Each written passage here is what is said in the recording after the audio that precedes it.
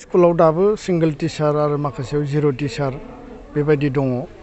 जोंनि एनरलमेन्टआबो गोबां जायगायाव खमायलांदों, जायनि थाखाय सरकारा मार्जार आरो एमालगेमेसन खालामनो नागिरदों। दा बे बेलायाव जों सरकारखौ बुंदों बर' मिडियाम स्कुला थैयोब्ला बर' मिडियाम स्कुलनि संख्याया खमायगोन आरो जिहेतु जोंनि स्टुडेन्टफ्रा गोजान जायगायाव थांनानै फरायनो उसुबिदा, दा खाथियाव मोननाय स्कुला जुदि गैया जायोब्ला आरो बिसोरो फरायनायखौनो ड्रप आउट खालायगोन।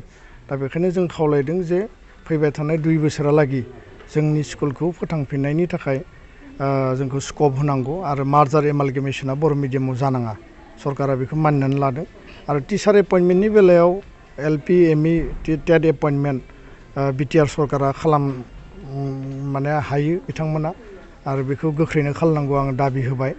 आसामनि बेलायाव जिखिनि खालामनांगौ दङ आसाम सरकारा खालामनांगोन आरो फारसेथिं नोङो सेकेन्डारि लेभेलाव जिखिनि फिलआप दङ माने पस्ट बेफोरखौ गोख्रैनो मावफुंनांगौ आरो गोबां जोंहा LP ME high school higher secondary TET qualified केन्डिडेटफोर दङ।